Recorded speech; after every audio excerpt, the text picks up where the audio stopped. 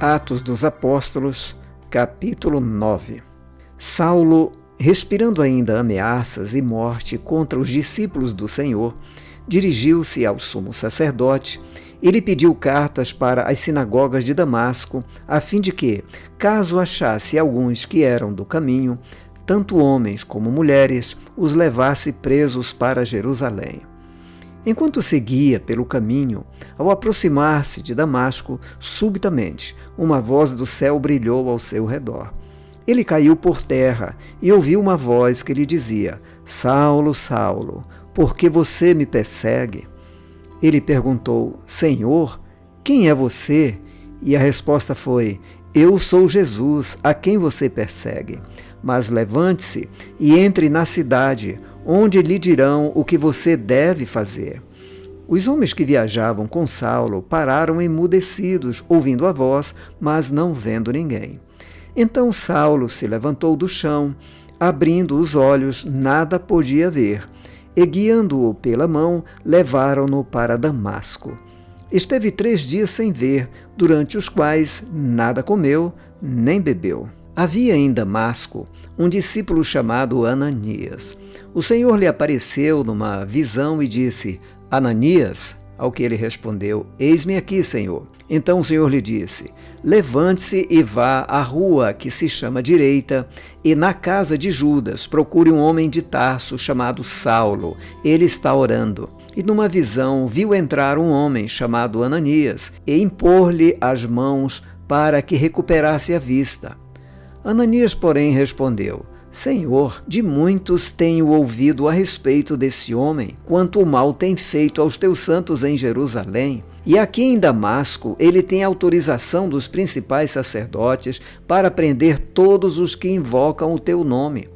Mas o Senhor disse a Ananias: Vá, porque este é para mim um instrumento escolhido para levar o meu nome diante dos gentios e reis, bem como diante dos filhos de Israel. Pois eu mesmo vou mostrar a ele quanto deve sofrer pelo meu nome.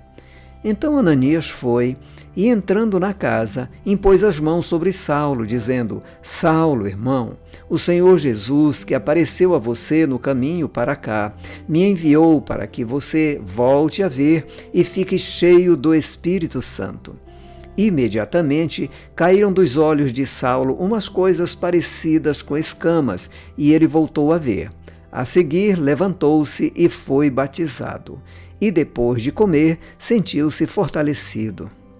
Saulo permaneceu alguns dias com os discípulos em Damasco, e logo nas sinagogas proclamava Jesus, afirmando que ele é o Filho de Deus.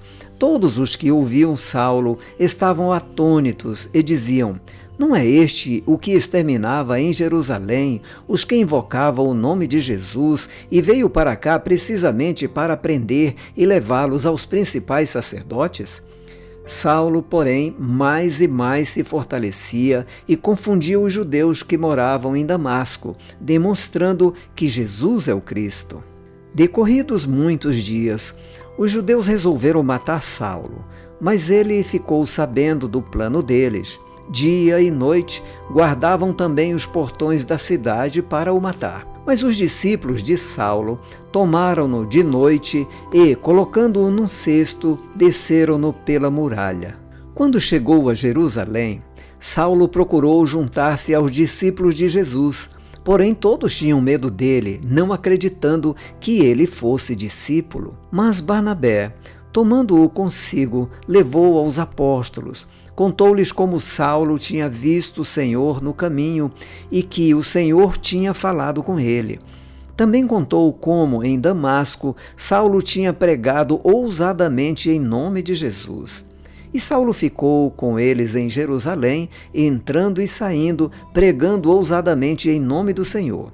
Falava e discutia com os helenistas, mas eles procuravam matá-lo.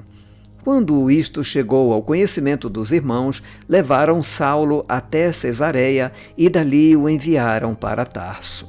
Assim, a igreja tinha paz por toda a Judéia, Galiléia e Samaria, edificando-se e caminhando no temor do Senhor e no consolo do Espírito Santo, crescia em número.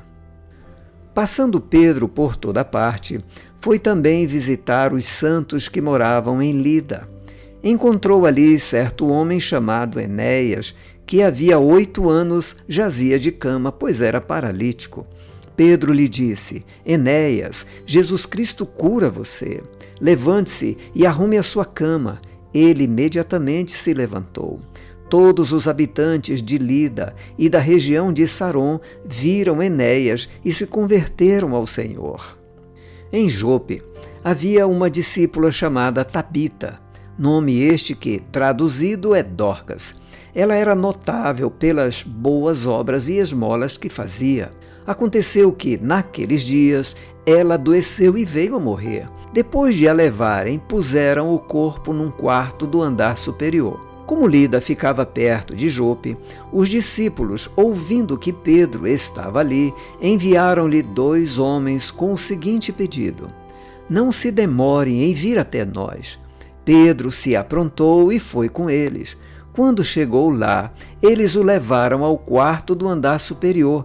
Todas as viúvas o cercaram, chorando e mostrando-lhe túnicas e vestidos que Dorcas tinha feito enquanto estava com elas. Mas Pedro mandou que todos saíssem, ajoelhou-se e orou. Depois, voltando-se para o corpo, disse: Tabita, levante-se.